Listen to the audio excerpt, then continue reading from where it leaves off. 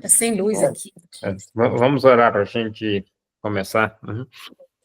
Pai, em nome de Jesus, mais uma vez, ó Deus, nós louvamos o Teu nome, te agradecemos, ó Deus, por estarmos aqui, ó Deus, nessa sala de aula, e pedimos, ó Deus, a ajuda do Teu Espírito, ó Deus, para, ó Deus, estudarmos, ó Deus, aquilo que necessitamos para o nosso crescimento pessoal, para o desenvolvimento, ó Deus, do nosso ministério e para o crescimento do Teu reino. Senhor, no nome de Jesus, nós não queremos, ó Deus, apenas o conhecimento teórico, mas queremos, ó Deus, a intimidade, porque, ó Deus, sabemos que Tu és um Deus de intimidade. Por isso, ó Deus, nós estamos aqui nessa noite, buscando, ó Deus, compreender, buscando entender e vivenciar, ó Deus, tudo aquilo que Tu tens para as nossas vidas. Oramos nessa noite, Senhor, agradecidos, no nome de Jesus. Amém. Amém, irmãos? Vamos lá, na segunda passada, né, nós começamos a falar de parábolas, mas nós não continuamos, né, demos só um flash, né, porque estava programado exatamente para a aula passada, mas para que a aula não se estendesse muito, nós apresentamos apenas uns flashes, né. Então, hoje nós vamos falar exatamente sobre as parábolas e logo depois nós entramos, né, na aula 5, né, que é a última semana de Jesus, né? A aula 5, exatamente, vamos falar sobre, né, os acontecimentos da última semana de Jesus, que foram acontecimentos muito profundos e muito importantes, né? Mas o ensino de parábola, né? Jesus, ele ensinou, né, muito por parábolas, e aqui uma observação, né? As parábolas, elas estão nos evangelhos sinóticos. Em João, você não vai encontrar Jesus falando por parábolas, né? Então, essas parábolas, elas estão em Mateus, Marcos e Lucas, e principalmente no Evangelho de Lucas. O Evangelho de Lucas, ele consta ali no Evangelho de Lucas 29 parábolas. Nós temos aqui, né, 40 parábolas nos evangelhos, né? Dessas 40, 29 estão ali descritas, né, no Evangelho de Lucas. Então, Lucas, ele explorou bastante esse ensino de Jesus por parábolas, né? Mateus, né, apresenta aí dessas 40, Mateus apresenta 14, Marcos apresenta 7 parábolas, né? Claro que tem parábolas que tem nos 3, né? Mas Lucas, ele explorou bastante, né, esse ensino de Jesus através das parábolas. Por que Jesus falava de parábolas, né? É uma coisa que é consenso, né, entre os historiadores, exatamente que Jesus usava uma linguagem simples, uma linguagem comum, uma linguagem do cotidiano que todo mundo tivesse acesso. E a parábola é uma história, né? E fica mais fácil de uma história bem curta, mas com muita facilidade para se gravar, né? Para se decorar a parábola, né? E a partir daí, ao explorar a parábola, a pessoa ia tendo aí um enriquecimento, né, através das revelações que estão, né, nas entrelinhas de cada parábola. Uma outra coisa é que as parábolas, de um modo geral, elas falam do reino de Deus, elas falam do mundo espiritual, mas também sobre princípios morais. E isso aqui é algo muito interessante, que nos ensinos de Jesus, o moral anda junto com o espiritual. Entende? Isso aqui é algo muito importante, né? Por quê? Porque Jesus, ele começa a mostrar exatamente o seguinte, que não há distinção entre moral e espiritual. Não tem como ser espiritual e ser imoral. E o espiritual não pode ser imoral. O imoral não pode ser espiritual. Você compreende isso? Irmãos, isso é algo muito importante para a igreja hoje, porque há muita imoralidade dentro da igreja. E se há imoralidade, não dá para ver o espiritual, porque não se casam.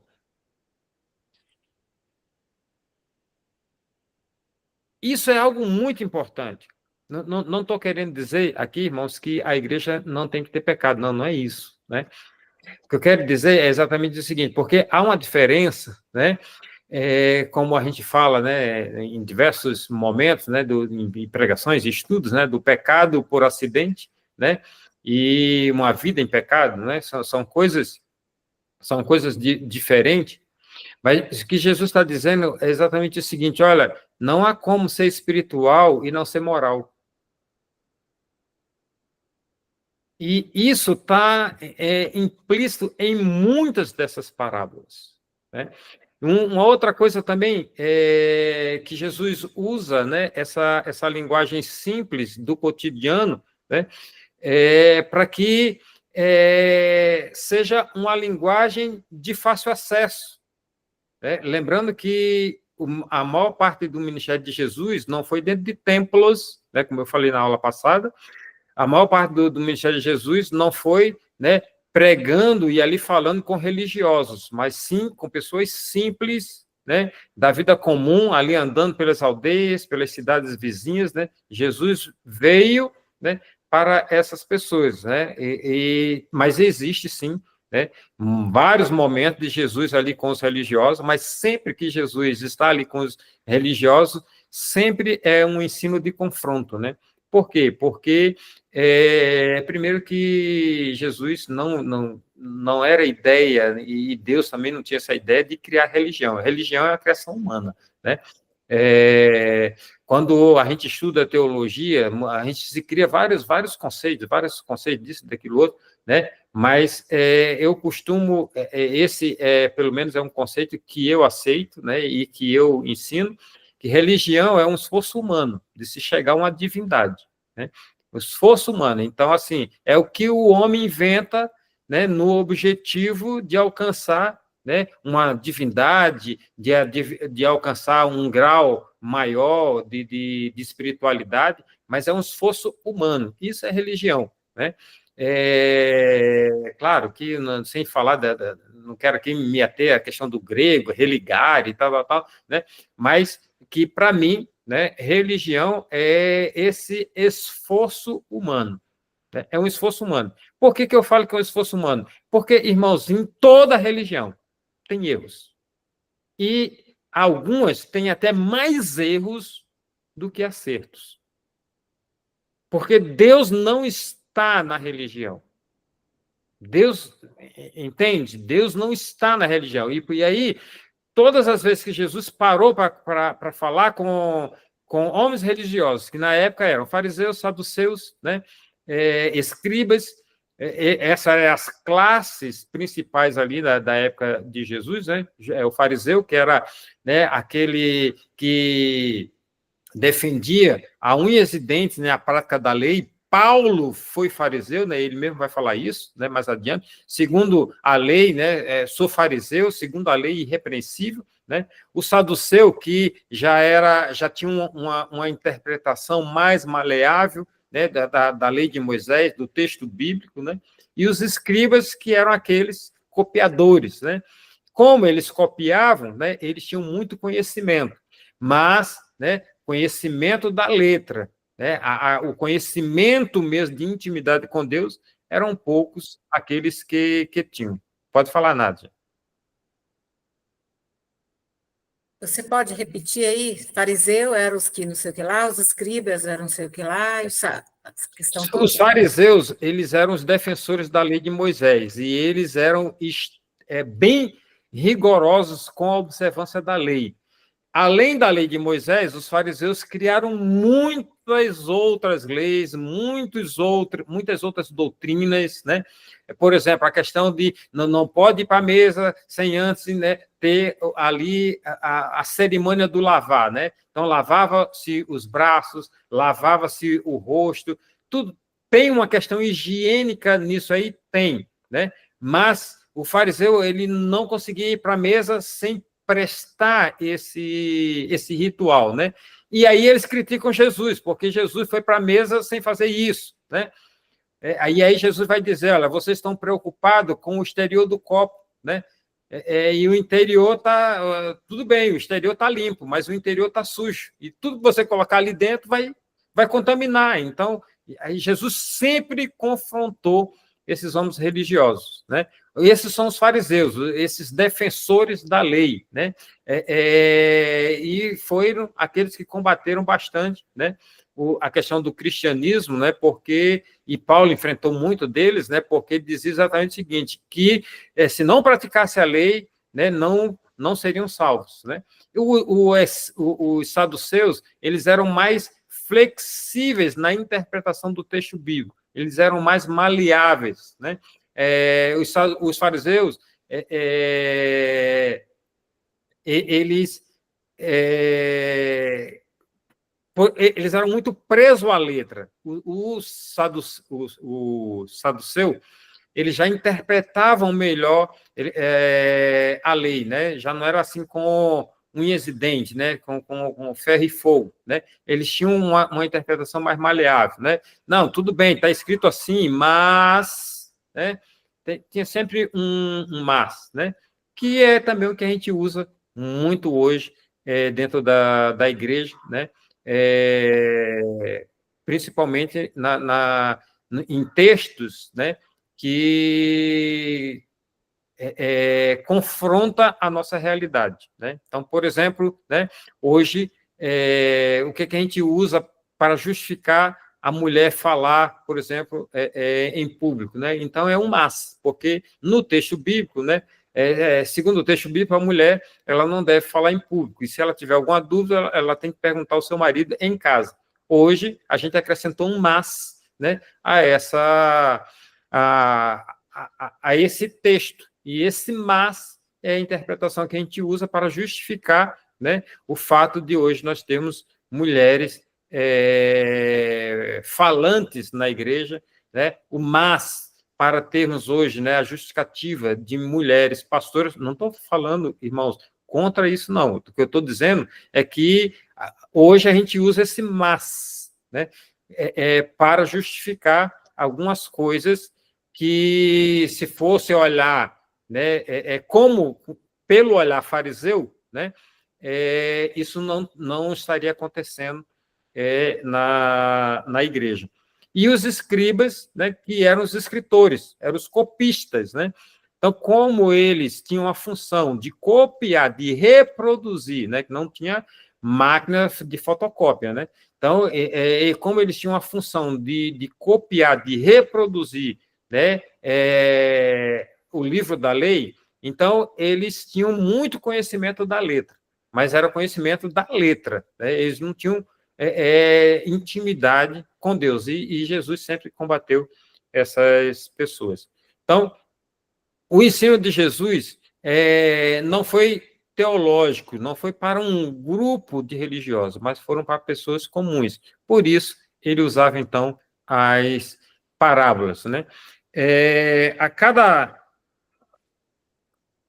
parábola, né, ela é composta de quê? Uma narrativa muito simples, uma narrativa alegórica, né, com figuras que representavam alguma coisa, né, que representavam elementos, né, do mundo espiritual, mas toda a parábola, né, ela trazia essas lições, tanto morais quanto espirituais.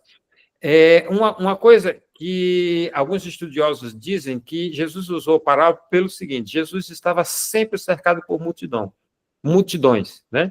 E a gente vai encontrar isso em vários textos, né? Que para onde Jesus ia, afluía grandes multidões, né? Grandes multidões de pessoas, né? Só que o seguinte, e isso eu já falei em alguns momentos, não sei se aqui na aula eu já falei isso, né? Que a multidão não é o lugar para o cristão. Multidão não é lugar para o cristão. Esse é um ponto, né? Assim, um ponto de exclamação. Multidão não é lugar para cristão. Por quê? Porque a multidão, se você observar no texto bíblico, tanto no Antigo Testamento quanto no Novo Testamento, multidão é simplesmente um aglomerado de pessoas que estão ali por N motivos. Então, vamos lá. O povo de Israel aplaudiu Davi por inúmeras vezes, mas foi esse mesmo povo, né, que se juntou a Absalão para matar Davi. Entende? O povo que aplaudiu Moisés quando tirou o povo do Egito foi o mesmo que chegou a Moisés e disse: Moisés, por que nos trouxesse para cá?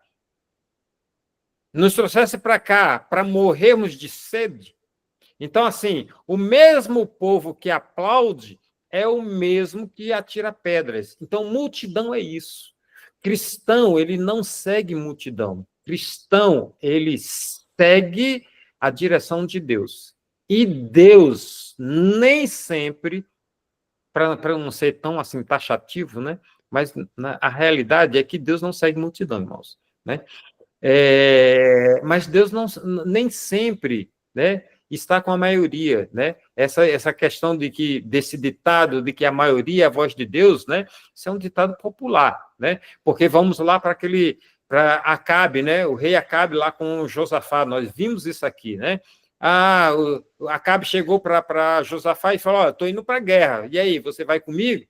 Claro que eu vou, né? Porque, né, nós somos irmãos. Como é que eu não ia me juntar a você? Né? Claro, estou falando com minhas palavras, né? Aí Josafá diz: mas antes da gente ir, tem algum profeta para a gente consultar? Claro que não falta profeta em Israel. E chamou lá os profetas, e vieram um monte de profetas, né? Falando bem, falando isso e aquilo outro, não, que o rei vai ter vitória, que Deus vai fazer isso, Deus vai fazer aquilo, quebrava chifre, né? Aquele estardalhaço todo, né? E, gente, é impressionante, né? Quando a gente analisa esse texto, né, desses profetas, a gente vai ver exatamente o seguinte, irmãos, Deus, ele não faz estardalhaço. Deus, ele é muito simples. Quando você vê, né, alguns movimentos com muita estardalhaça, irmãos, pede direção de Deus para ver. Deus, tu está nesse negócio? Porque Deus, ele é muito simples. Aqueles profetas chegaram quebrando chifre e fazendo um exibicionismo. Aí o rei falou o seguinte: acabaram os profetas, não tem mais nenhum. Aí ele falou: não, tem sim, tem Micaías. Só que é o seguinte, ele nunca fala bem a meu respeito. E por incrível que pareça, a palavra do Senhor estava com Micaías e não com aqueles outros profetas. E quando foram chamar Micaías, disseram para Micaías o seguinte: vê lá o que você vai dizer, porque todos os outros profetas estão falando bem. E aí Micaías disse o seguinte: bem, eu vou falar o que Deus mandar. E aí Micaías falou para o rei: olha, é melhor você não ir, porque você vai ser morto nessa batalha. Aí o rei questiona Micaías: ué, mas todo mundo está falando bem ao meu respeito, só você que não, eu vou crer exatamente em você. E aí Micaías diz: pois é, Deus mostrou um espírito de mentira na boca desses profetas. Se você quer seguir, o problema é seu, né? Então, maioria, irmãos, não é lugar de cristão. Multidão não é lugar de cristão. Multidão não é lugar de cristão, né? Então, o que acontece? Por que Jesus usava parábolas? Porque existiam multidões de pessoas, cada uma com interesses diferentes. Naquela multidão, tinham pessoas que estavam ali para apanhar Jesus em alguma falta. Lembram disso?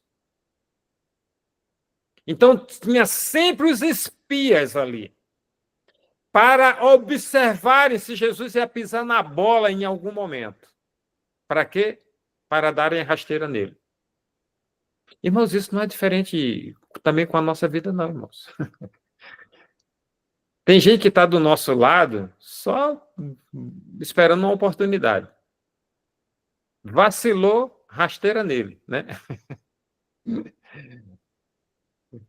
E isso, irmãos, eu não estou falando de trabalho, não. Eu estou falando de igreja mesmo, tá? No trabalho, assim, como é que eu posso dizer? Não vou dizer que já é de se esperar, né? Que isso não deve acontecer, né? Mas é mais normal, né? Deveria ser mais normal, mas eu estou falando da igreja mesmo, irmãos. Né? Quer uma prova? Comece a se projetar. Aí você. Eu saio correndo aqui. Então, o que acontece? Naquela multidão, tinha pessoas ali que estavam só para isso, irmãos. Só para observar uma falha de Jesus. Tinha outras pessoas naquela multidão que estavam ali só pela novidade. Sabe aquele negócio que você para no centro da cidade e começa a olhar para o alto assim? E aí você fica olhando, e se você apontar, daqui a pouco tem um monte de gente parado onde você está fazendo a mesma coisa? Ou seja, ele está olhando para cima, não sabe nem por que está olhando. Eu estou aqui porque tem um monte de gente. Eu estou aqui porque a cidade toda veio para cá. Efeito manada, o Efton colocou aqui, isso mesmo. Então, esses que estavam ali por estar, porque era uma novidade, né? Sabe aquela turma de fofoqueiro, né?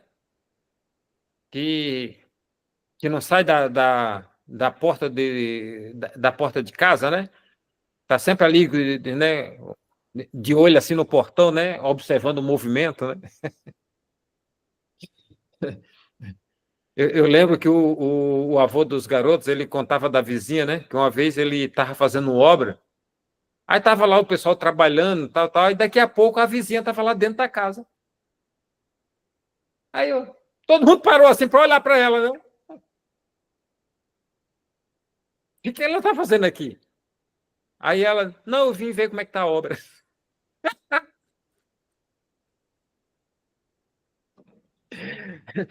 Então,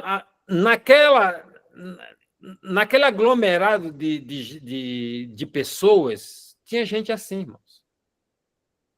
Tinha gente ali que estava só para ver.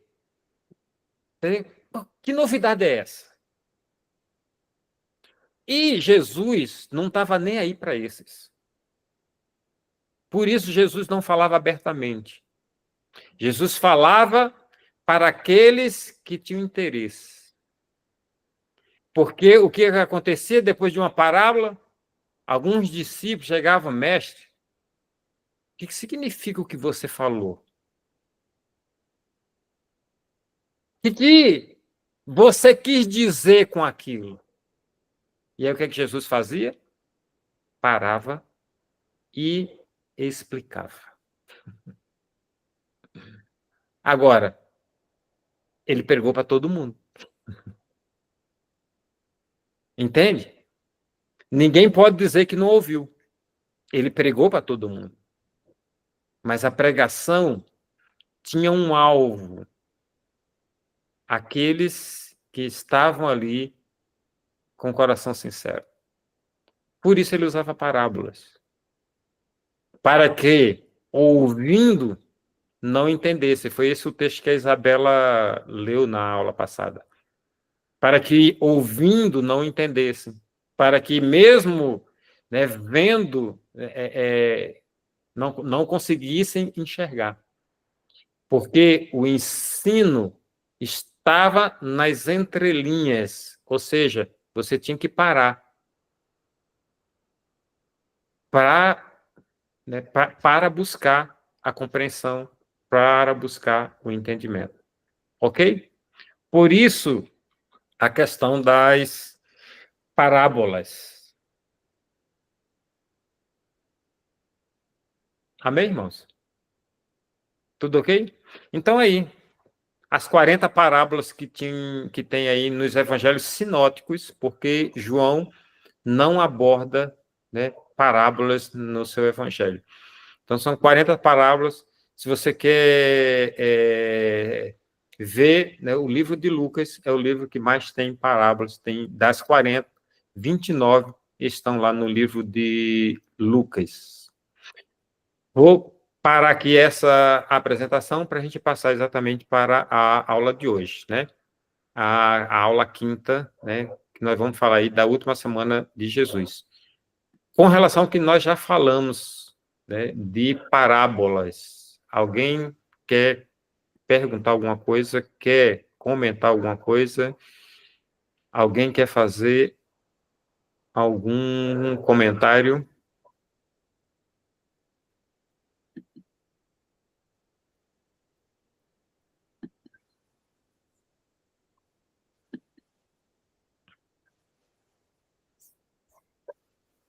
Podemos prosseguir, então?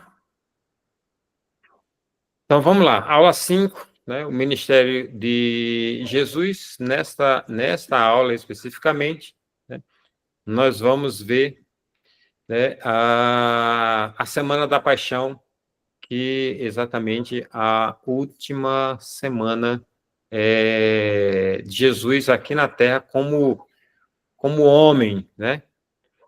E essa última semana ela está relatado em Marcos, ela está bem relatada, né? Em Marcos, a sequência dessa semana, né? Tanto em Marcos quanto em João. Só que Marcos, ele é bem sucinto, né? Então, bem sucinto que eu falo assim, não tem enrolação, é uma linguagem curta, resumida, né? Não tem rodeios, o livro de Marcos, né? Então, tá bem resumida essa última semana de Jesus, né? Que vai desde a sua entrada em Jerusalém, né? Até a sua ressurreição. Então, essa é a última semana, né, que vai falar aí exatamente da narrativa aí do Senhor Jesus como homem, né, vivendo aqui no nosso meio. E aqui, né, eu já dividi aqui exatamente essa última semana, né, pelos dias, né? E aí começa no domingo, com a entrada de Jesus em Jerusalém, né? A majestosa, né, entrada triunfal do rei, né? Viva o rei dos judeus, né? Hosana nas alturas, né? Hosana ao filho de Davi, né? E aí Jesus entra na cidade montado num jumento, né? Eu acho que Jesus, gente, se Jesus viesse hoje, eu só espero uma coisa, irmãos, que se Jesus viesse assim, só para visitar, que eu pelo menos o reconhecesse. Que eu pelo menos o reconhecesse, irmãos. Porque, olha, não vai ser fácil, não seria fácil reconhecer Jesus, não, irmão. Eu só peço isso, que pelo menos eu o reconheça. Porque Jesus viesse nessa terra hoje, irmãos, ele não viria como a maioria de nós imagina. E é por isso que o fariseu, que o saduceu, que o escriba, que o essênio, que o zelote, que o judeu, de um modo em geral, não entendeu, irmãos. Porque todo mundo está esperando um rei, um filho de Davi. Aí vamos lá, quem foi Davi? Irmãos, primeiro, Davi foi o maior rei em Israel. Pronto. Ponto. Isso é uma afirmativa. Davi foi o maior rei de Israel. Pronto. Não teve outro. E Deus se agradou tanto de Davi que Deus falou o seguinte: olha, é da sua semente que eu vou trazer o Messias, o Salvador. Vai vir da sua semente. Até Davi, os judeus, os israelitas, vou usar essa expressão, os israelitas, né? Eles eram um povozinho, irmãos, que todo mundo fazia o que queria, principalmente os filisteus. Você tem ideia, quando Davi começou a reinar, Israel não podia ter armas. Se Israel quisesse amolar os seus instrumentos de trabalho, que era do campo, Eles tinham que entrar no território da Filístia para fazer isso, porque até isso os filisteus controlavam. Aí, quando Davi começa a reinar, irmãos, ele muda essa história. Quando Davi começa a reinar, ele começa a derrotar todos os inimigos em volta. E aí Davi diz o seguinte: olha, agora tem ordem nesse lugar. Ninguém entra aqui e faz o que quer, agora tem ordem. Né? Claro, com uma diferença enorme, né? Mas é o que eu vejo, por exemplo, é uma visão pessoal minha, né? Trump fazendo nos Estados Unidos, né? Mas isso é uma visão pessoal minha, né? Aqui tem ordem. Não é, né, não é a França, o Macron que vai mandar aqui dentro, né? Não é lá a Merkel que vai mandar aqui dentro, não é o Canadá que vai mandar aqui dentro, quem manda aqui dentro sou eu, né? Davi fez isso. Davi imprimiu ordem. E depois, sabe o que Davi fez? Todos vocês em volta vão pagar imposto para Israel. E aí, Davi começa a ampliar o território de Israel. Sabe aquele território que Deus falou para Abraão?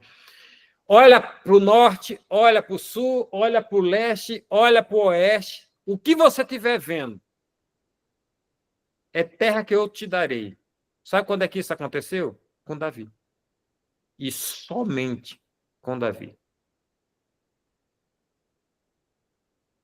Na época de Davi, todo o território que foi apresentado a Abraão, Davi conquistou e passou a ser terra de Israel. Davi, ele trouxe o tabernáculo para a cidade de Jerusalém, né? O tabernáculo não, a Arca da Aliança, e fez uma tenda. Até então, o povo falava do tabernáculo de Moisés. Depois de Davi, os textos bíblicos falam do tabernáculo de Davi. Já não se fala mais de Moisés. Não desprezando Moisés, mas eu estou querendo dizer assim, como mudou a história a partir de Davi. Né? Então, Davi foi esse camarada, foi o cara, né? Na expressão, né? De gíria de hoje, né? Davi foi o cara, né? O dono do pedaço. E aí, vem o descendente dele, como rei. Aí o cara entra em Jerusalém, montado num jumento, um animal de carga. Tá de brincadeira, né, cara? Aí o povo fica, olha, os religiosos, né? É isso aí? Não, não pode ser. O povo, né, jogando ramos, e Osana, o filho de Davi. Um cara simples, montado num jumento. Tá de brincadeira, né, cara? Vai te catar, né? Os religiosos da época. Vai te catar, que nós esperamos é um rei, né? Um homem de pompa, um homem, né, forte, um guerreiro, tá? E não, né, esse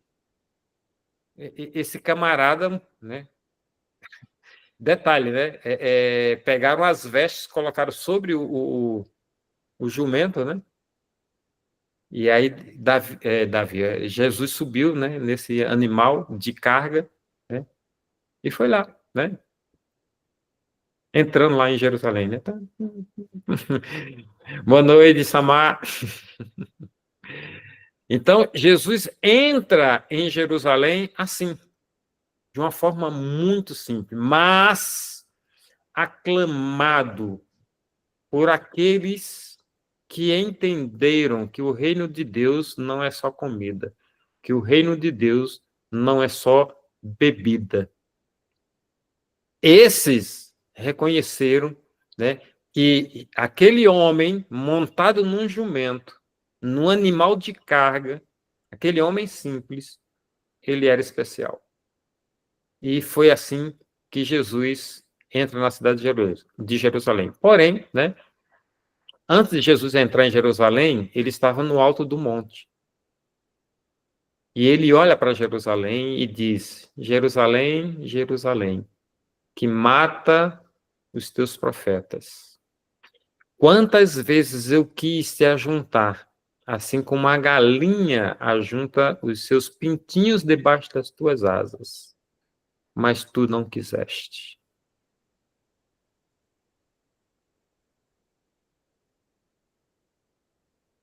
E aí, Jesus entra em Jerusalém, pôs-se o domingo.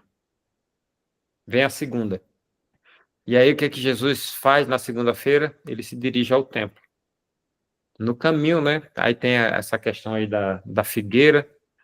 Jesus vai à figueira em busca de fruto e não tem, e ele amaldiçoa, né? Tem um evangelho que diz que ela secou imediatamente, tem outro que diz no dia seguinte, quando eles estavam passando, percebeu que a figueira, né, havia secado, né?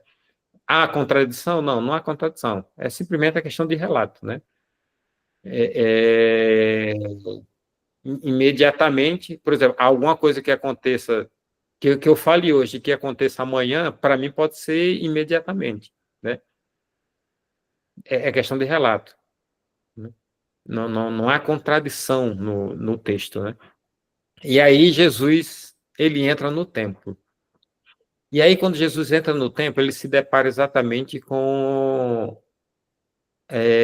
os cambistas, né? Os homens. E eu lembro que eu já falei isso aqui. Tem algum erro naquilo? Irmãos, eu vou dizer que é o seguinte: é questão de comodidade. Vamos lá. Eu vou sair. Eu não sei, por exemplo, a distância de Betânia para Jerusalém, mas não é longe, não. Mas parece que um dia é meio dia de viagem, de caminhada, né? Uma coisa assim. Mas eu vou sair de Betânia para entrar em Jerusalém carregando um bezerro. Não é mais fácil eu levar o dinheiro e comprar esse bezerro lá? É questão de comodidade. Só que essa comodidade, né, não agradou a Deus. Por quê? Porque quando o povo chegava lá no templo, o templo virou mais uma feira do que um lugar de oração. Porque aí começou a ter negócio, irmãos. E como é que era? Vamos lá. Pô, eu quero um bezerro. Ah, é X. Ih, tá caro. E aí eu vou para o outro. Quanto é que é o bezerro? Tá, não dá para fazer por tanto? Não. Ah, eu faço. Você que sabe como é que é o comércio judeu não é muito diferente do comércio árabe, né? Que eu nunca fui, né, num comércio árabe, mas os vídeos que eu já assisti falam exatamente que é uma ofensa você não negociar preço com um árabe, né? Ele diz um preço porque ele já espera que você lance uma contraproposta e aí fica aquela discussão, né? Não é X, não é X, eu dou X, eu dou Y, não, eu quero isso, não dá tal. Até que chega um valor e aí todo mundo fica feliz, todo mundo fica alegre, né? Aperta-se a mão e efetiva-se ali aquela compra, né? Então, o tempo passou a ser isso. Comércio. E aí o comércio começa a prevalecer. Mas o que eu quero dizer é exatamente o seguinte, que a coisa era justificada. Entende? O comércio era justificado. Não é assim, de uma hora para outra, né? Eu chego e coloco, né, uma lojinha aqui, outra ali, se bem que agora estão fazendo igrejas que é estilo shopping, né? Tem lojas, né, de tudo, né? Lanchonete, loja com livraria, né? Negócio de roupa, o negócio hoje está completo, né? Tem até lugar VIP agora, né? Então, Jesus, quando ele entra no templo, ele se depara com essas coisas. E essas coisas estavam roubando a adoração. Porque o que Jesus diz? Vocês estão transformando a casa do meu pai em covil de ladrões. A casa de oração está sendo transformada em covil de ladrões. Por quê? Porque, irmãos, comércio, o que é comércio? Né? É a questão do lucro, né?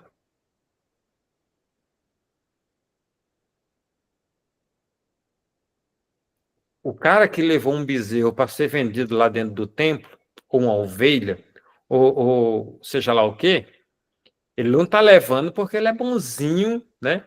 E ele quer ajudar os pobres. Ele está levando porque ele quer tirar proveito da situação. E ele quer lucrar exatamente com isso. E aí começa a questão, né, da lei da oferta e da procura, né? Quanto mais procura, o que a gente faz? Eleva-se o preço. A menos procura, baixa o preço. E aí a igreja, né, o templo ali passou a ser isso. E aí Jesus pegou o chicote, derrubou as mesas dos cambistas e mandou chicotada em muita gente, irmãos. Eu fico pensando se Jesus entrar na igreja hoje, oh meu Deus, quantos líderes iriam receber chicotadas aí?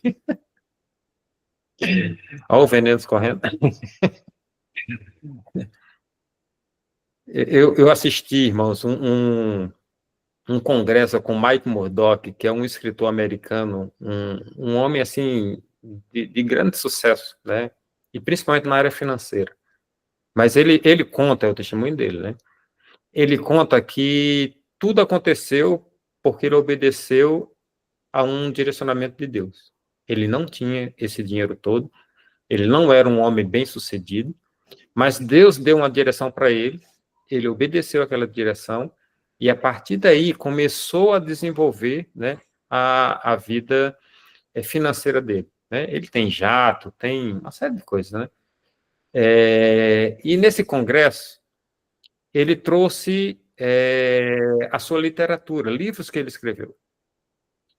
E ele chegou lá no congresso e ele falou o seguinte: olha, eu poderia vender esses livros, mas eu não vou fazer isso. Porque Deus tem me dado tanto. Esses livros não são para serem vendidos, é para serem distribuídos a todos os presentes. Sabe quem estava na linha de frente nesse congresso? Os grandes líderes e escritores aqui da Igreja Brasileira. Não vou citar nomes, mas foi muito cômico, né? Foi assim, um tapa na cara, assim. Porque ele foi bem sincero. Gente, Deus tem me abençoado tanto que eu poderia chegar aqui e vender, mas pode falar nada. Está fechado seu microfone.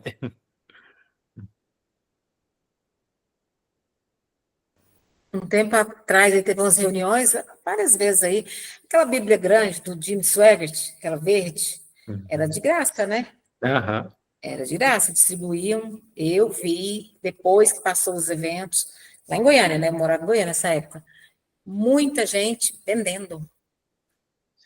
Ganhou de caixas para levar para a sua igreja, e eu vi vendendo na época por R$50, 60. Eu vi várias pessoas, pastores vendendo. Por isso que eu falo, se Jesus entrar hoje na igreja, irmãos, tem muita gente que, se ele for fazer a mesma coisa, irmão, para purificar, se ele pegar o chicote para purificar, a Samar está mostrando a Bíblia aí, da capa verde aí, a Bíblia de Jim Swag. Irmão, se Jesus entrar... Essa aí, Tamara. nós ganhamos na igreja aqui no seminário da Bíblia, né? Que foi eu ganhei lá também. Promovido pelo Douglas, né? O Douglas fez um excelente trabalho, né? O Douglas fez aí. Eu vi muitas igrejas que ganharam de caixas, que eu conheço as pessoas, né? E lá em Goiânia estavam vendendo. Aquele livro, Evangelismo por Fogo, também, ele veio para ser distribuído e passou a ser vendido também. Pode falar, Samar. Boa noite, pessoal. Não, eu estava só lembrando que A conferência foi maravilhosa. E aí, como ficaram muitas na igreja, o pastor distribuiu num Vida Vitoriosa que teve. A minha irmã disse que foi o melhor presente que ela já ganhou. Que Eu benção. falei, minha filha, isso é exclusivo, só teve nesse. Mas, assim, hoje, infelizmente, irmãos, tem muita gente tirando vantagem da posição, né? Porque, vamos lá, né? Eu tenho um ministério que aí, sei lá, envolve aí já 30 mil pessoas. Pô, se eu escrevo um livro, e aí, né, eu escrevo aquele livro e chego e digo o seguinte, irmãos, olha só, nós vamos estudar esse livro. E todos têm que comprar, né? Pelo menos, de 30 mil, pelo menos eu acho que 15 mil compram. Acaba sendo um sistema de rede, né? Não estou dizendo que tenha homens sinceros, né, fazendo essas coisas. Tem, né? Mas, por exemplo, por que que tudo que envolve o cristianismo tem que ser caro, irmãos? Testemunho de Jeová, eles doam. E será que eles têm mais dinheiro que a gente? Não é possível, irmãos. Aquele livro é o grande desafio, que é da Igreja do Sétimo Dia.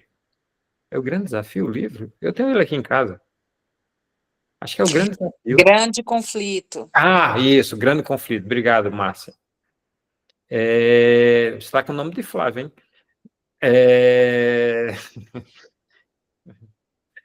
Celular sem bateria, amor. Está atento aos detalhes. Esse grande desafio, ele estava sendo distribuído no posto de gasolina, irmão. Cara, imposto de gasolina. Imagina quantos carros não passam ali no posto de gasolina. Aí por que que o nosso tem que ser vendido e é tudo muito caro, irmãos? Teve um camarada que foi pregar na nossa igreja, né? Não vou falar nome, mas esse camarada foi pregar no nosso meio. Ele levou uns livros lá. Eu até comprei no sentido assim, cara, eu vou ajudar, né? Não custa nada comprar. Gente, mas que literaturazinha pobre, cara. Eu li um e nem cheguei nem quando chegou na metade eu já estava. Aí diz, cara, não é possível, o cara tá fazendo isso para quê? Mas voltando lá, então Jesus, irmãos, ele chegou lá no templo, ele descascou mesmo. Então, eu não quero. A minha casa é para ser casa de oração, não é para ser negócio. Sinceramente, irmãos, eu tenho algumas dificuldades de entender algumas coisas na igreja. Eu lembro que lá no Rio de Janeiro, lá em Jacarepaguá, especificamente no Tanque, né, Igreja Batista lá, eu sempre fui envolvido com liderança, né, então sempre estive à frente de alguma coisa, e a gente planejou fazer 4 domingos de almoço, né, tinha um alvo, né, o alvo lá que era para, sei lá, eu nem lembro agora o que que era, mas tipo, para fazer alguma coisa no templo, né. E a gente estabeleceu 4 almoços, né? Um almoço era feito pelos jovens, um outro pelas senhoras, um outro pelos homens, e eu acho que o último era pela igreja, pelas crianças, uma coisa assim, né? Cada ministério, que Igreja Batista é ministério, né? Cada ministério ficou com um domingo para promover o almoço. E aí chegou na hora de definir o valor do almoço. Aí eu falei o seguinte, olha, o almoço não tem valor. Ah, como assim não tem valor? Não tem valor. Porque se eu colocar R$ 10, uma família com 5 pessoas já é 50. Para mim, R$ 50 pode não ser muita coisa. Mas para aquela família, representa muita coisa. E outra, o objetivo não é que as pessoas... não é excluir as pessoas. O objetivo é incluir. Então, o almoço vai ser oferta. Cada um que vai almoçar oferta o valor que achar que é justo. Ah, irmão, o líder dos diáconos se levantou. Ele me esculachou. Não, porque a pessoa pode chegar aqui, dar R$ 1 e vai almoçar. Disse, se é esse o valor que ela tem e que ela vai dar R$ 1, ela vai almoçar com a sua família toda.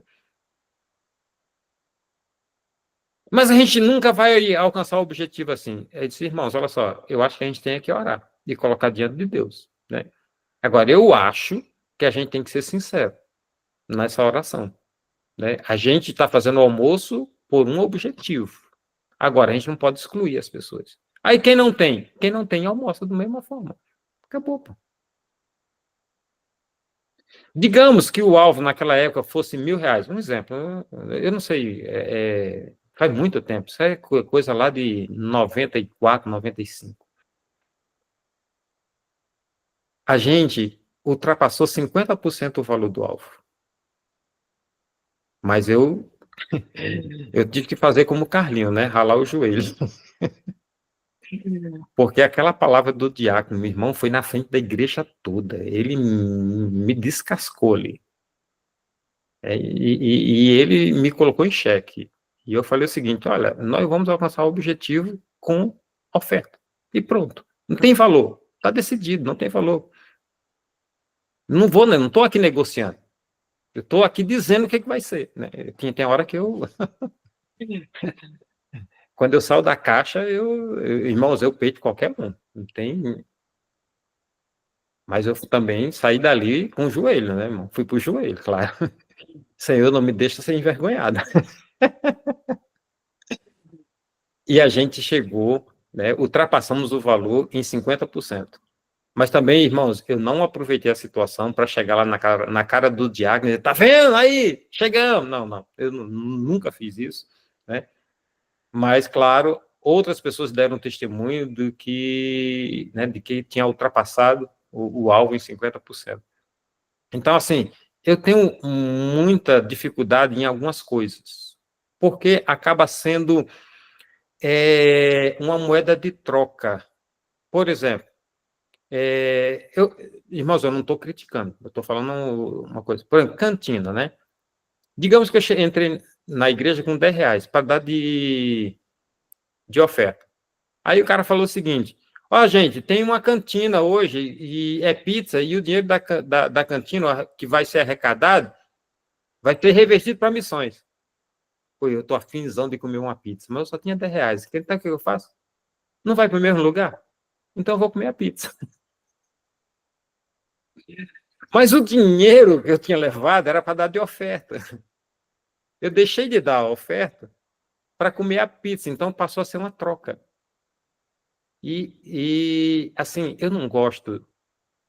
Irmãos, olha só, eu não estou criticando, o que eu estou dizendo é que acaba, às vezes, o propósito sendo, né, alterado, mudado, né? Então, a gente tem que ensinar o povo a ser dizimista e ofertante. Porque na história, nós vamos ver que, por exemplo, na história do tabernáculo, que o povo tinha que levar oferta para construir o tabernáculo, que os homens chegaram para Moisés e disseram o seguinte, olha, fala para o povo para não fazer mais nada não, cara. A gente já tem abundância. Agora, eu fico me perguntando, será que hoje a igreja faria isso? Gente, olha só, não precisa mais trazer dízimo e oferta não, para esse propósito, né? Porque a gente já alcançamos o objetivo, já temos de sobra. Então, não precisa mais trazer oferta. Será que a gente fazia isso? Eu tenho minhas dúvidas se hoje a igreja faria isso. A igreja talvez ela até aproveitasse, já que o povo está ofertando, vamos deixar ofertar, continuar ofertando, porque aí a gente aproveita e aí já usa isso aqui em outra, né, em outro alvo, em outro objetivo. Não estou falando... Eu estou querendo dizer exatamente o seguinte, é que a oferta, se ela tem um propósito, ao atingir aquele propósito, aquela oferta, ela tem que ser parada. Mas uma vez eu fui quando eu era novo convertido, irmãos, lá na igreja, lá em Natal.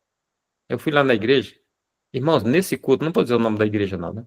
Mas nesse culto, tiveram 4 ofertórios.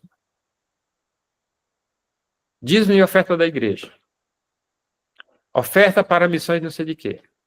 Oferta para o missionário não sei de quê. Oferta para o irmão que vai pregar. Gente, eu estava ali no banco, eu novo convertido. Eu disse, caraca, por que não foi uma oferta só e divide esse troço? 4 ofertas num único culto.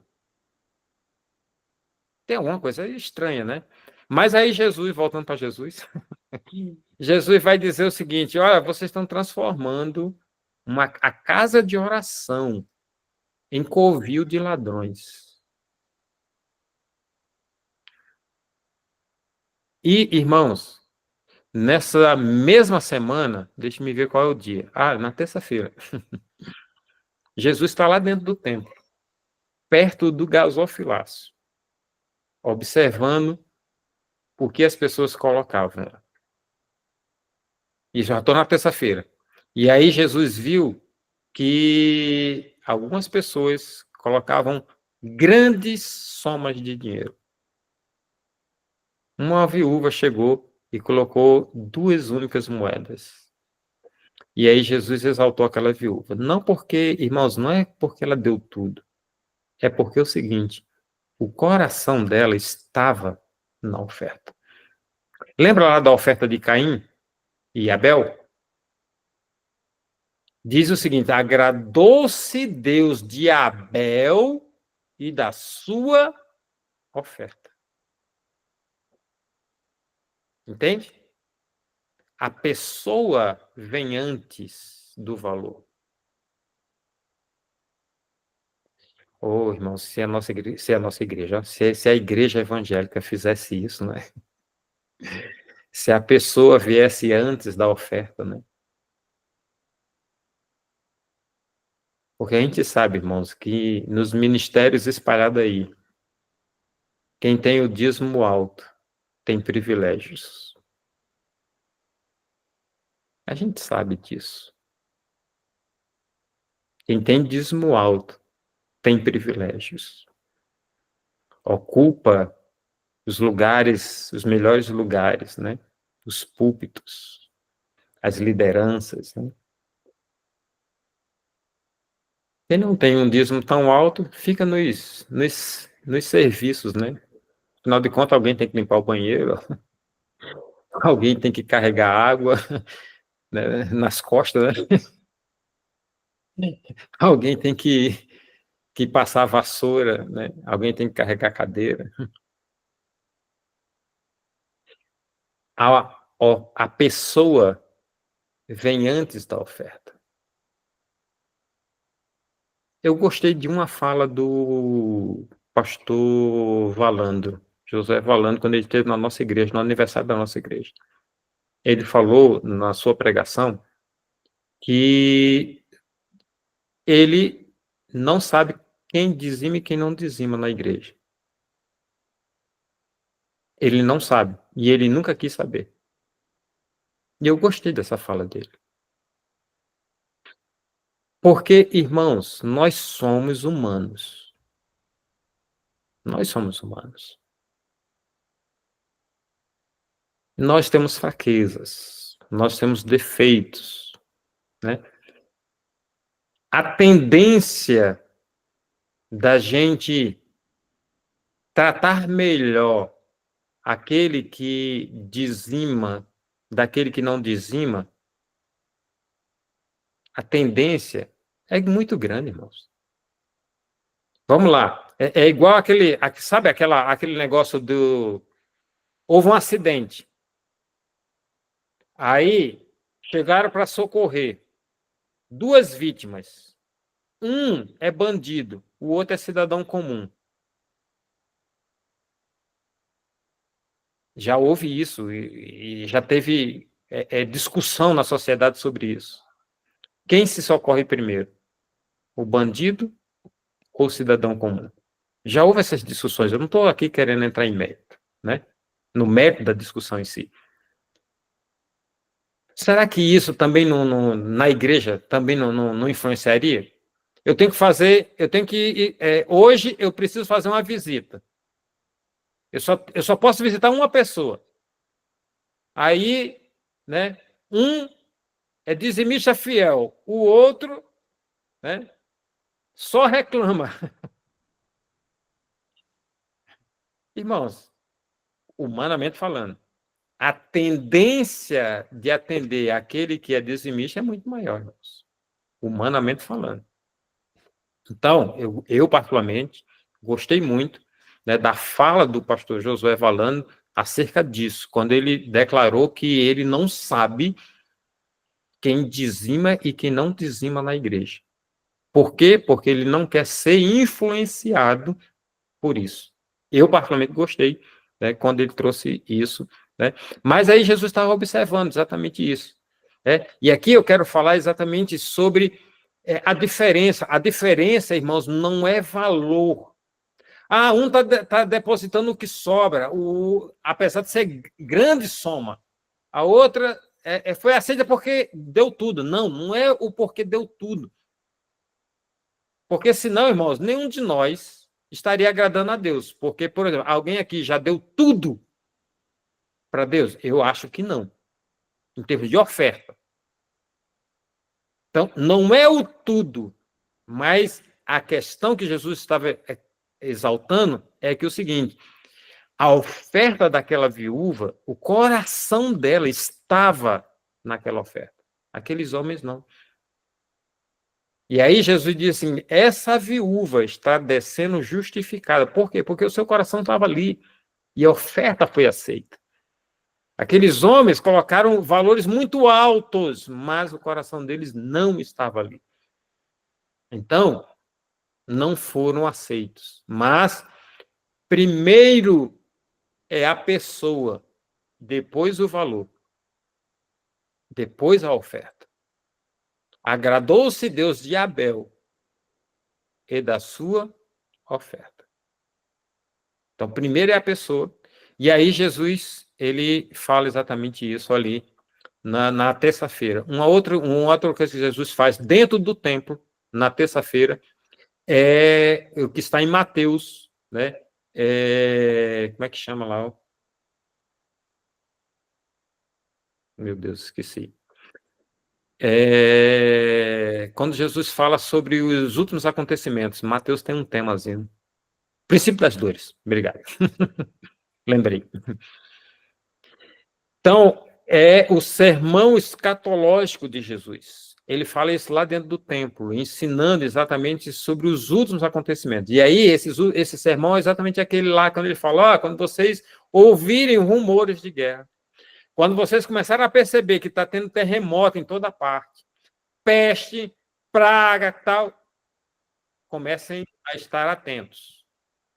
Comecem a estar atentos, porque não é o fim, mas é o princípio. Pode falar, Eva. Uma coisa que a gente estava conversando há alguns dias, não lembro exatamente quando, é o caso das pessoas que, por vezes, entregam o dízimo. Tá dando para ouvir? Tá. Agora tá melhor. Entregam o dízimo e daí, quando tem a oportunidade de ajudar alguém, de fazer alguma obra que é fora da igreja, não ajuda porque já dizimou. Tipo, a minha parte eu já fiz e eu fiz na igreja. Então, a minha obra está feita. Como se pagar o dízimo fosse realmente um pagamento, né? E daí eu não precisasse fazer coisas fora da igreja. Qual a visão de quando isso acontece? Tem dois fatos aí. O primeiro é que é o seguinte: é que dízimos e ofertas também é para manter a obra social na igreja. Né? E por isso também foi criado o Ministério Diaconal. Né? Os diáconos, eles foram criados para conduzir essa parte, né, para que não houvesse necessidade no meio do povo. Né? E essas necessidades, elas deveriam ser supridas através de quê? De dízimos e ofertas. E o Novo Testamento, irmãos, nas cartas paulinas, nós vamos encontrar, né, inúmeras referências de ofertas que foram levantadas, né, para sustentar os irmãos lá em Jerusalém, que estavam em grande aperto, e por aí vai. Né? Então, a igreja ela também precisa desempenhar seu papel. Hoje, infelizmente, alguns ministérios, eles acreditam que dízimo e oferta é para manter a estrutura da igreja e pagar salário do pastor. Alguns ministérios entendem isso, né? E aí o que acontece nunca faz a obra social. E aí tem que fazer esses outros apelos, né? Esses outros apelos de cesta básica, de ajuda disso, daquilo aqui. Claro, irmãos, a gente não consegue ajudar todo mundo, né? A gente não consegue ajudar todo mundo. Então, essa é uma visão minha. O ideal é que cada um estabeleça uma prioridade.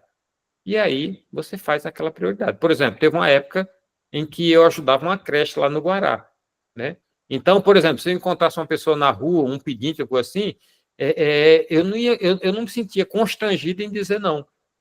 Porque, assim, a gente não consegue ajudar todo mundo, né? Mas aquilo que está na minha condição de fazer, eu estou fazendo. Como?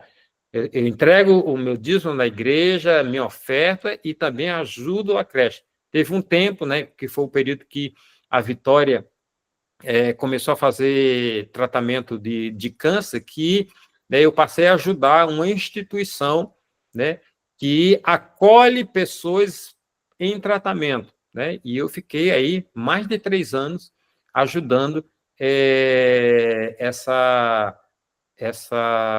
associação, né, com oferta, né, para bancar exames, para bancar a maior parte era exame, né, de pessoas que precisavam fazer, né, e que eram exames caros, que não dava para ficar esperando na rede pública, tal. Então, assim, não dá para a gente ajudar todo mundo. Então, eu particularmente penso isso. Eu estabeleço uma meta. Agora, tem uma coisa que a Bíblia fala: eu tenho que ajudar primeiramente os de casa. Então, se eu estou ajudando estranhos e dentro da minha casa, dentro da minha família, tem pessoas em necessidade, então tem alguma coisa errada, né? Então, a Bíblia recomenda que primeiro se ajude aos de casa, né? Até porque existe uma limitação, né? Mas primeiro se ajuda aos de casa, né? E a partir daí, né, a gente vai abrangendo, né, um aspecto maior. Mas, né, existem ministérios que usam dízimo e oferta apenas para a administração da igreja e pagamento de salário de funcionários, né? Que o pastor ele acaba sendo também um funcionário da igreja, né? Dízimos e ofertas é um pouco mais que isso. Pode falar, Tamara. Então, só uma opinião sobre o assunto. É que tem muitas igrejas, Fraga, que inclusive os membros, tem membros que passam necessidade e que a igreja não ajuda, né? Minha irmã mesmo, outro dia, minha irmã, mas ela estava comentando comigo, nossa, uma colega minha lá da igreja fulana de tal, ficou desempregada, ela tem vários filhos, aí ela ficou sem trabalhar, e quando ela procurou a ajuda da igreja, a primeira coisa que perguntaram se ela era dizimista.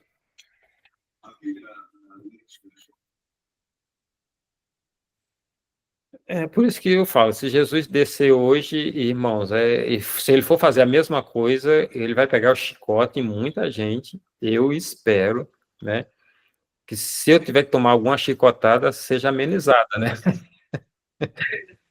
Porque, irmãos, tem muita coisa errada. Pode falar, Everton. O que me vem quando a gente fala dessa questão, né? De pagar o dízimo e aí por isso ofertar, que seja, né? E aí por isso eu não preciso ajudar outras pessoas, eu não preciso fazer a minha boa obra.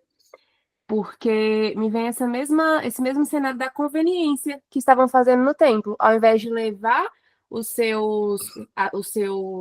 suas ofertas, né? No caso era o bezerro, né? Se não me engano, eles compravam lá, pela conveniência. Então, assim, ao invés de eu ir também fazer a minha boa obra, procurar um lugar onde eu possa me dispor a ajudar, Não, eu fico da minha casa, sentadinho no meu conforto e pagando o dízimo, a igreja que faça, né? Então Sim, vem muito essa sim. questão da conveniência também. Sim, também existe isso, né? É bem complexo. Agora, irmãos, eu vou fechar exatamente nessa terça-feira aqui, para a gente não se alongar muito, né? Mas, como a gente está falando de dízimo e oferta, né? Há muitas discussões acerca de dízimo e oferta, né? E até há muitos ensinamentos que eu, particularmente, não compactuo, né? O dízimo realmente está ali no Antigo Testamento, né? Jesus disse que ele não veio também anular a lei, só que o dízimo ele está regulamentado na lei, mas o primeiro dízimo, o registro de dízimo, está com Abraão. Abraão é muito anterior à lei, né? É muito anterior à lei. Agora, o dízimo ele tem muito a ver com consagração da semente, né? O dízimo tem muito a ver com, por exemplo, o agricultor, né? Se tudo que ele colher, ele comeu, como é que ele vai plantar de novo? Entende? Então, o dízimo tem a ver com essa semente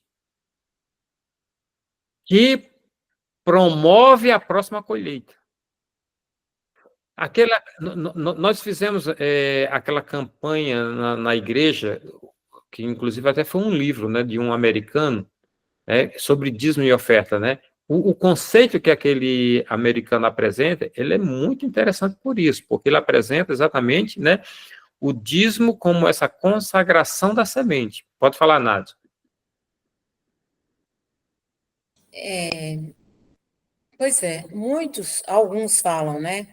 Mas o dízimo não está posto como que seja essa questão dos 10%, de dar os 10%, não está posto na Bíblia de verdade. Alguns falam que isso foi bem antes, que depois mudou, que na época não era isso, a questão do dízimo não era para isso.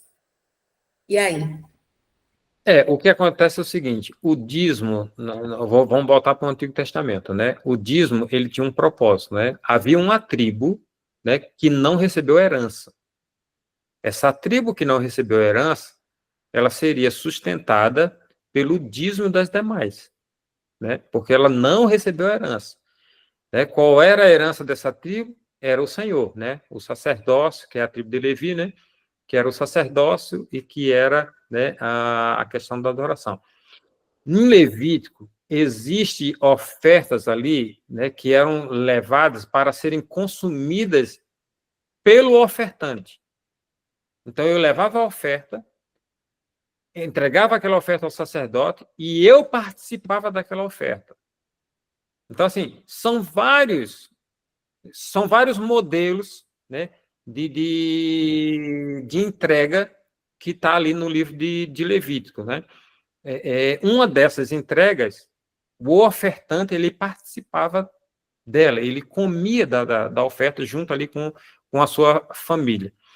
O que eu entendo, aí eu não vou falar de valor, porque dízimo, a palavra dízimo está ligada à 10ª parte, né? Mas eu não vou falar a questão de valor, mas eu vou falar exatamente o seguinte, que a parte de tanto dízimo como oferta, que para mim é uma coisa só, né? Ela está ligada a uma questão, a duas coisas, né? Gratidão, né? Gratidão e reconhecimento, né? Que é o seguinte, eu reconheço, né, que Deus tem me sustentado, né? E eu, como forma de gratidão, eu devolvo uma parte desse valor, né? Eu consagro uma parte desse valor, entendendo que aquilo ali, né, trazendo, por exemplo, de um agricultor, né? É a semente que eu estou plantando para a próxima colheita. Compreendeu? Pois é isso aí que muita gente questiona e que eu não sei explicar de jeito nenhum. Mas porque é o seguinte, olha só, essa questão de dízimo, ela é muito polêmica, Mas, para Muita mim, gente já falou, vocês ficam pagando dízimo, e na Bíblia, em lugar nenhum, está falando disso, larará, larará, isso, era aquilo, e vai falando, sabe? E não é isso aqui, não é esses 10%, aí eu olha, não estou o que eu... dizendo que eu sou contra, estou dizendo que eu não sei Não, explicar. sim, eu entendo. Sabe o que eu acho que que é o seguinte, as pessoas que argumentam, na realidade, elas nunca querem saber a verdade. Esse é um ponto. Então, por exemplo, eu não discuto sobre dízimo e oferta. Eu não discuto. Porque dízimo e oferta é uma questão de fé. E fé não se discute, fé se vive. Agora, um ponto que eu acho, assim, por demais importante, digamos, vamos lá, a pessoa chegou para você e falou, mas você fica dando dinheiro para o pastor. E aí, se você tiver quer uma resposta para dar para essa pessoa, você pode fazer o seguinte, olha só, eu vou falar do que eu tenho vivido. Deus tem me abençoado de tal modo, e isso que eu estou entregando não está me fazendo falta alguma. E é meu. Eu faço o que eu bem quero. Agora, uma coisa é certa. Eu sou extremamente abençoada por causa da minha fé. E eu não vou deixar, mesmo não está escrito, eu vou continuar entregando. Boa Ah, resposta. Boa entende? resposta. Porque assim é o que você tem vivido. É o que você tem vivido. Então você vai abrir mão do que você está vivendo por causa de uma pessoa que essa pessoa está questionando hoje o dízimo, amanhã ela vai questionar outra coisa, depois vai questionar outra. Na realidade, são pessoas que não querem a verdade. Mas, ainda nesse ponto de dízimo e oferta, é uma coisa que eu, particularmente, não gosto. Aí sou eu falando, irmãos. Eu não gosto de criar justificativas para a igreja ofertar e dizimar. Eu não gosto. Por exemplo, irmãos, olha só, eu vou dizer coisas que eu já tenho escutado, né? A gente tem ali atrás uma salinha de criança. Irmãos, a gente tem um ar-condicionado aqui, ó. A gente tem um instrumento. A gente tem uma conta de luz para pagar. Irmãos, eu não gosto disso. Porque eu acho o seguinte, o povo ele tem que ser ensinado pela Bíblia. Por que que eu preciso ser ofertante? Porque está escrito que a oferta, ela abre portas. É diferente. A primeira vez que eu fui a uma entrevista de emprego, eu estava na escola técnica. Na realidade, era um estágio, não era nem oferta de emprego, era um estágio. Eu estava fazendo curso técnico e surgiu uma vaga de estágio. E aí eu fui. Eu não fui selecionado. E a empresa fez questão de falar para o meu professor por que eu não fui selecionado. O meu professor era o coordenador do curso. E aí, esse meu professor me chamou para conversar comigo. A empresa gostou muito da minha entrevista e do meu potencial e das notas que eu tinha lá no curso.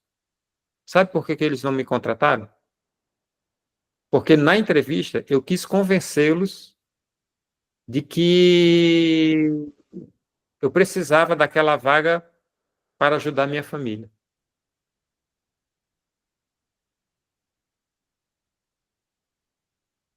Não era porque eu era um bom profissional. É porque eu precisava de dinheiro para ajudar a família. Eles só não me contrataram por isso. E aí aquele professor, ele parou, sentou comigo e falou: você tem que mostrar o seu potencial para a empresa. e não a sua necessidade. Eu pego essa mesma fala para a questão de dízimo e oferta. Não é porque a igreja tem necessidade. É porque é um princípio estabelecido por Deus. A alma generosa prospera. Está lá em Provérbios. Boa medida, recalcada, sacudida, transbordante, vos será dado, né? Será dado àquele que também, em algum momento, ajudou. Então, esse é o princípio. Só que, às vezes, eu vejo as pessoas querendo convencer o povo. E, irmãos, eu, particularmente, não gosto disso. Eu acho que a gente tem que fazer o seguinte, abrir o texto bíblico e dizer, olha, aqui está falando exatamente sobre oferta. Aqui está falando exatamente sobre dinheiro. E é algo que nós precisamos aprender. Sem ser troca, sem ser moeda de troca, né? Ah, eu dou para eu receber porque eu quero receber. Não, mas o dízimo e a oferta está mais ligado à gratidão do que outra coisa. E quanto mais grato, mais a pessoa é mão aberta. Quanto mais grato, mais a pessoa é dadivosa. Quanto mais grato, mais a pessoa é generosa. E quanto mais generoso, mais Deus acrescenta, porque é um princípio. Amém? Então eu vou parar aqui para a gente não se alongar. Eu parei na terça-feira. E nós continuamos na próxima aula. Eu espero ter ajudado aí nessas questões, mas eu não discuto, Nádia, sobre dízimo e oferta. Eu só digo o seguinte, olha só, a minha vida é abençoada. Eu posso contar inúmeros testemunhos de que Deus tem acrescentado. Eu continuo entregando lá a minha oferta e eu só vejo as dádivas de Deus sobre a minha vida. Então, eu não vou discutir contigo sobre dízimo e oferta. Você tem o seu pensamento, eu tenho o meu, e vamos viver em paz. Eu desfrutando das dádivas do meu Deus e você desfrutando também, né, dos frutos, né, daquilo que você faz. Amém, irmãos?